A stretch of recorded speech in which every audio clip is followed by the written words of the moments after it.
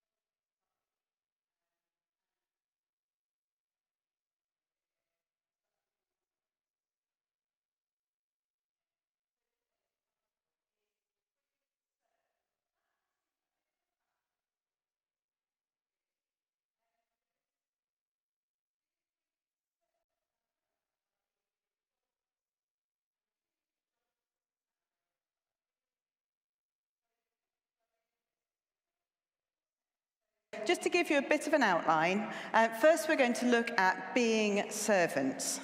Servants have a master, so we're going to look at different sorts of master. And then we're going to debunk a few myths about what it means to serve, and then we're going to look at why being free to serve is a God-given gift to be enjoyed. There's a really good book on this topic. It's called Serving Without Sinking by John Hindley. And my hope is that if you think about serving and feel like you're sinking, that you'll leave by the end of this morning feeling a lot more buoyed up. So I wonder, how do you describe yourself if somebody says, "Who are you? What do you do?" Do you say, "I'm a gardener," or "I'm retired," "I'm a stay-at-home mum," "I'm a vicar"? If you'd asked Paul, the writer of this letter to the Galatians, he may well have replied, "I am a slave of Christ." That's how he introduces himself into some of the other letters that he wrote. And to our ears, it's a bit strange, isn't it? Perhaps you'd prefer that he'd use the word servant. But the word for servant and slave in the Greek is doulio, and they're kind of interchangeable. The word slave can make us feel quite uncomfortable, and rightly so. There's a terrible human history of slavery, not just the transatlantic trade, but also modern-day slavery, which we know goes on all around us. But just because something makes us feel uncomfortable doesn't mean to say that we can dismiss it or ignore it or explain it away. We have to dig into those uncomfortable things and ask God to help us with our understanding. The truth is, we are all slaves. In 2 Peter 2:19 it says, "You are a slave to whatever controls you." As human beings, we have desires that we are compelled to fulfill. A life without God might seem like a life of freedom to do as you please, but ultimately no one is free from basic human instincts and the consequences of pursuing them. Unless they've been set free. Romans 6:16 to 18 puts it like this: "Don't you realize that whatever you choose to obey becomes your master? You can choose sin, which leads to death, or you can choose to obey God and receive his approval. Thank God. Once you were slaves of sin, but now you've obeyed with all your heart the new teaching God has given you. Now you're free from sin, your old master, and you've become slaves to your new master, righteousness." I'm going to tell you a story. It's a story about a slave who was kept in a compound with high walls, and he was kept up there by his mean master who made him work hard every day. Sometimes that slave would try to escape by scaling the walls, but he couldn't manage it. They were just too high, and he would get harshly beaten if he tried. However, one day a new master turns up. He pays to purchase the slave, and he takes him out of the compound and into his household. The new master is kind and gentle, and the slave is happy to work for him. He has a new life. One day, while out doing errands for his new master, the slave encounters the old one, who starts bossing him around, giving him instructions, telling him what to do. And out of fear or out of habit, the slave starts obeying. But then the new master turns up, and he dismisses the old master, sends him away, and with his arm about the slave's shoulders explains he doesn't need to do what the old master says anymore. He was bought at a price. The slave does not belong to the old master. That contract has been broken, and he no longer needs to obey him. In John's Gospel, it says this: everyone who sins is a slave to sin. A slave is not a permanent member of the family, but a son is part of the family forever. So if the Son sets you free, you will be free indeed. This is the glorious truth. We were slaves, trapped in sin with our old master, but Jesus paid the price to give us a new life. The price he paid was death. And because he paid the price, we are no longer slaves to sin, but as Paul puts it, slaves of Christ. He bought us, and we are his. But he didn't do this because he needs an army of slaves to serve him. Galatians 4:5 tells us his reasoning. God sent him to buy freedom for us who were slaves to sin, so that he could adopt us as his very own children. We've been bought at a price and adopted into a household. We are, like Paul, slaves of Christ, but now we're serving as part of the family business. And perhaps you're sitting here and you know that that's not true of you yet. You know that you're not free. But the good news is that you can be. If you want to be free from your old ways and you want to be adopted into the family, Jesus has paid the price for you too. And we'll make sure there's time at the end for you to make that step if you want to. So, quick survey. Hands up for me. Who here has a jobs list? Things that they've got to do every day? Great, okay, that means you're alive, okay? Because if you're alive, you've got stuff you've got to do. I'm a bit worried about those of you who didn't put your hands up. So we've all got things that we need to get done, don't we?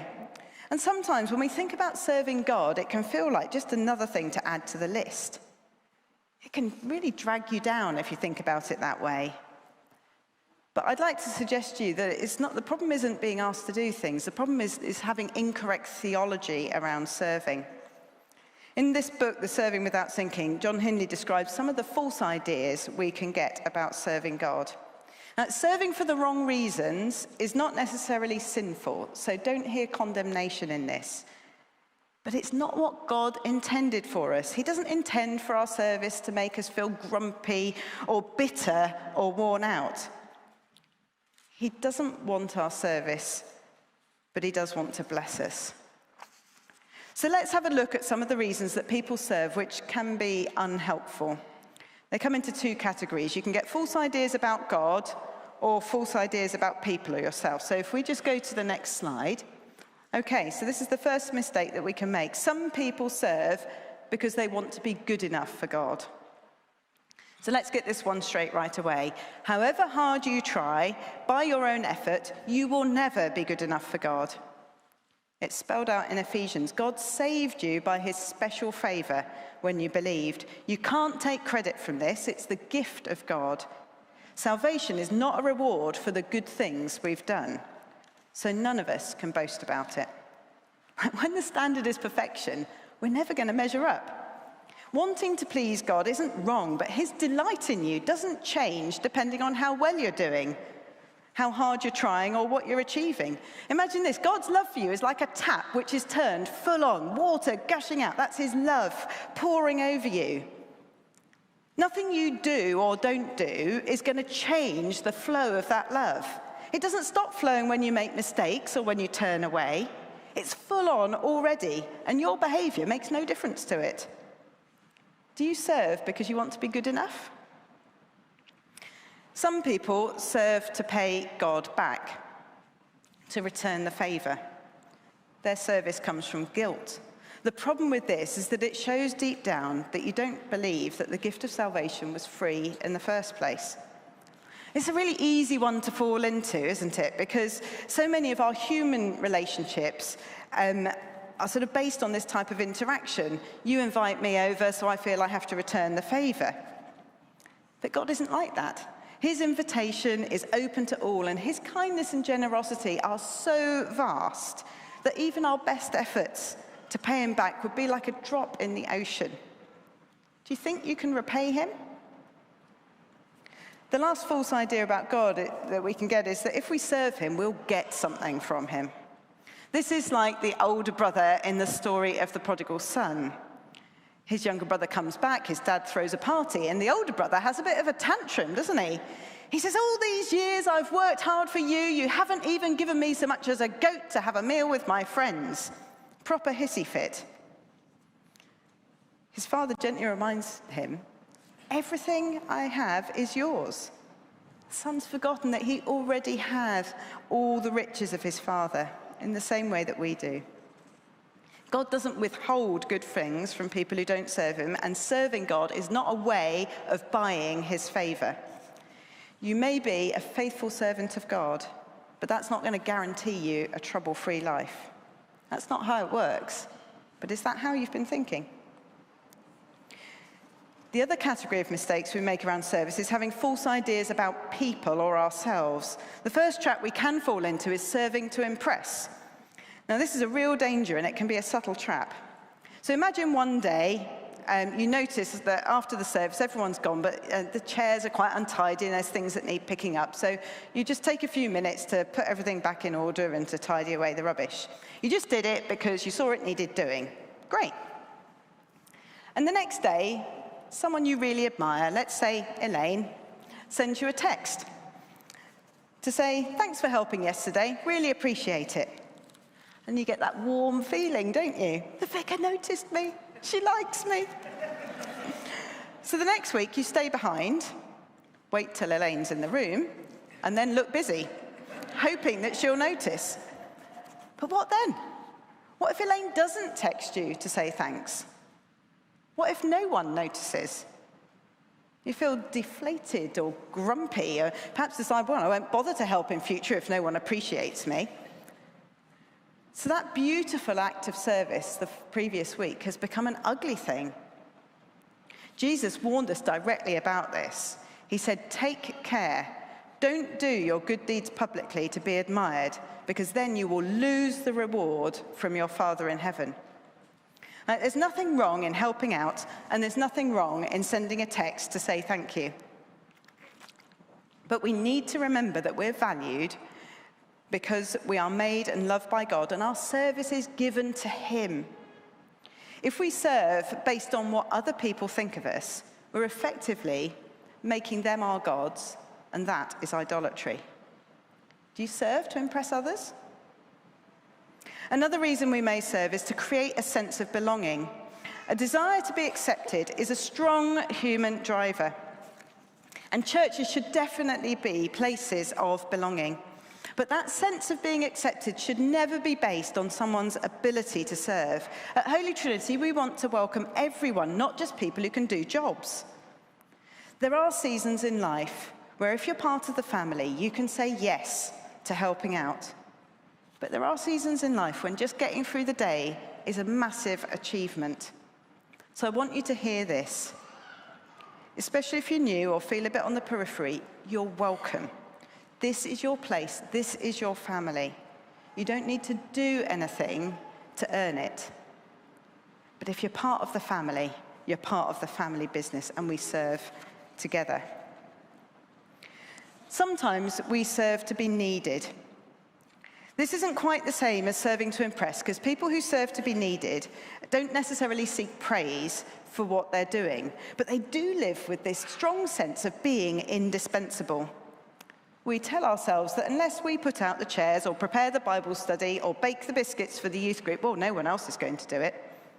We think that we matter because God needs us to do all of these things. But here's a question.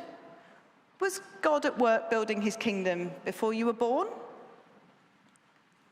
And will he still be at work building his kingdom after you die? So is the work of God's kingdom entirely dependent on you being here to do it? Well, of course not. And lastly, sometimes we serve like we don't need Jesus. This church is full of capable, bright, and talented people, but honestly, I think that should come with a health warning. There's danger that we rely on our own abilities to the extent that God no longer gets a look in.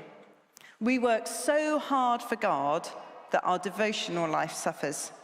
We may look very productive, but remain unfruitful.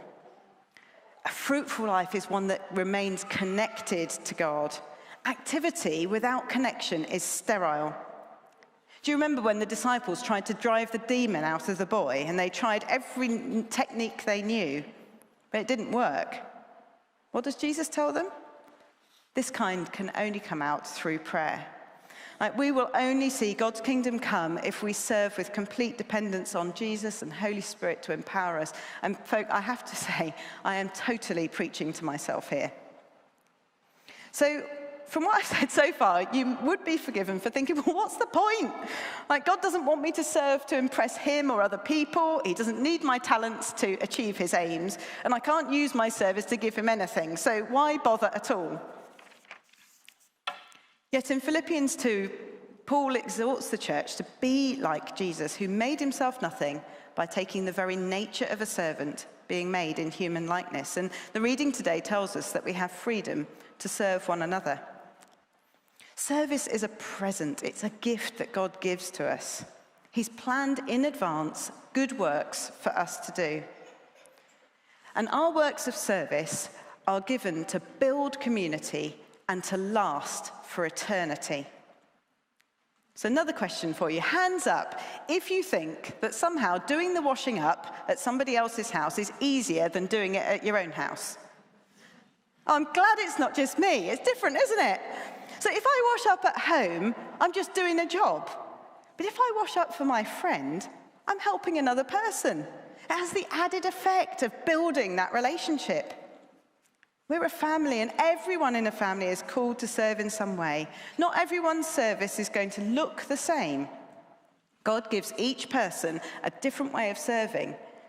And your way of serving is God's gift to you, but also God's gift to our community. This morning I've been called to serve by preaching, but my preaching is no good if the guys on the sound desk can't do their job and aren't serving in their way, and if the people in the office haven't organised the preaching rota. We're all working together to build community. We serve each other. My friend Heather serves through acts of kindness. Those of you who know me well will know that the past couple of years have been incredibly difficult, and I'm not going to bore you with the details now, but one evening a few months ago, Heather came round to my house and found me in an incredibly stressed out state, like kind of rabbit in the headlights type thing. And she asked whether there was anything she could do, because she said, frankly, Emma, we can't have you collapsing in a heap. Well, at that particular moment, my house was a total mess. And what I really needed was to get the vacuum cleaner around it.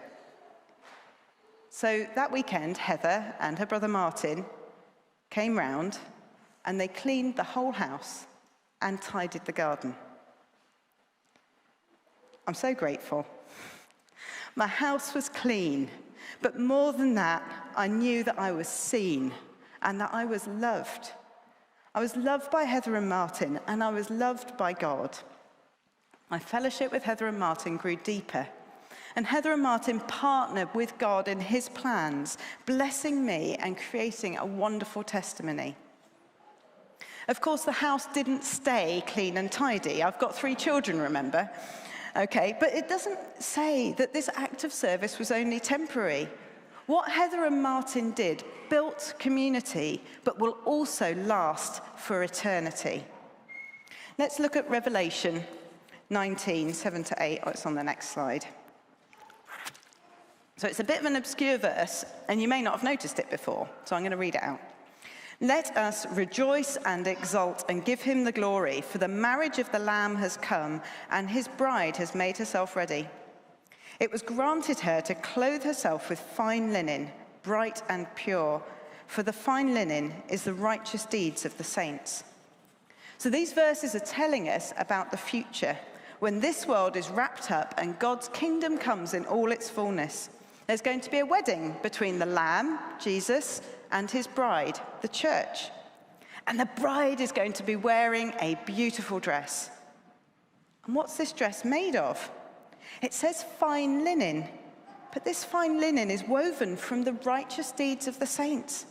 It's made from our acts of service. It's like this. Every time God gives you an opportunity to serve and you take that opportunity, you're weaving a thread into this beautiful cloth that's going to make the dress for the bride. Now, this isn't a competitive sport, my dress is better than your dress, bridezilla type thing. This is one dress for one bride, the church.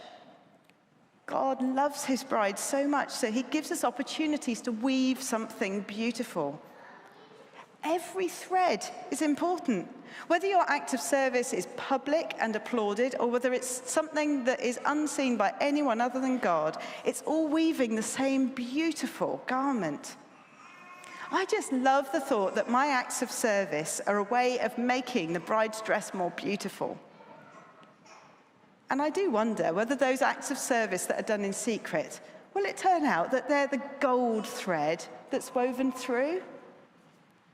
It's a wonderful gift.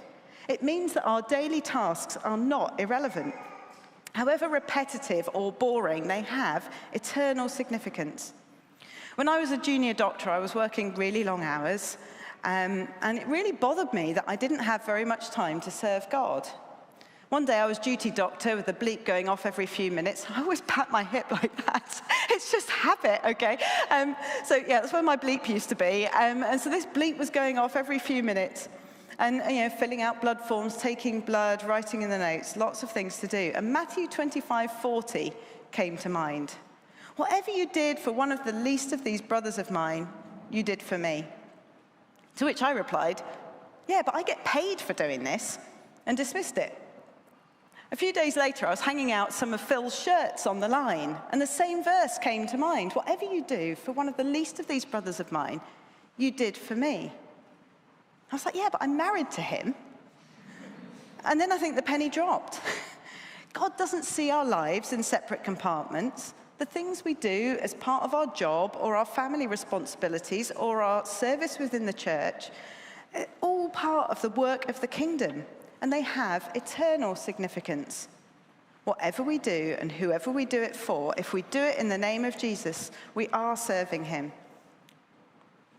So we've been set free from slavery to our old master. We've been adopted into the family where we're given the gift of service. So what should our service be like? So service may be sacrificial, but it must be given willingly. Serving may be difficult at times. God may call us to hard tasks. But remember, the Son of Man, Jesus himself, came not to be served, but to serve and to give his life as a ransom for many. To quote from Serving Without Sinking again, if you've grown grudging in your service, you don't need to be more obedient. You need to ask Holy Spirit to work in you to enjoy the goodness of Jesus and appreciate how Jesus has served you, and to let Jesus recapture your heart with his love. As well as willing, our service should be wholehearted. Before I arrived in Leicester as a young medical student, I spent some time traveling, and for some of that year I worked on a collective farm in Israel. And one of the tasks I was given was wiping down tables in the dining room. Well, several hundred people ate there several times a day, so it was quite a long job. But it was the sort of job that gave you time to think. So one day there I was sort of swishing away at the tables, and Colossians 3 came to mind. Whatever you do, work at it with all your heart as working for the Lord, not for men. It is the Lord Christ you're serving. From that day, I began wiping tables as if Jesus was going to join us for the next meal. and I've tried to take that approach with every job I've had since. I was only a teenager at the time, so the Lord sent some encouragement for me. The boss of the dining room invited me to serve at a special celebration for which I'd be paid a premium rate because he had noticed the quality of my work. To be honest, although the extra money and the recognition was nice, the thing that has brought me enduring joy was learning to serve wholeheartedly. To do the job well because of Jesus was payment enough. And just as a bride is full of joy, planning her wedding day, thinking about the beautiful dress she will wear, we can also experience joy as we weave those beautiful threads of service into the gown to be worn by the most beautiful bride ever.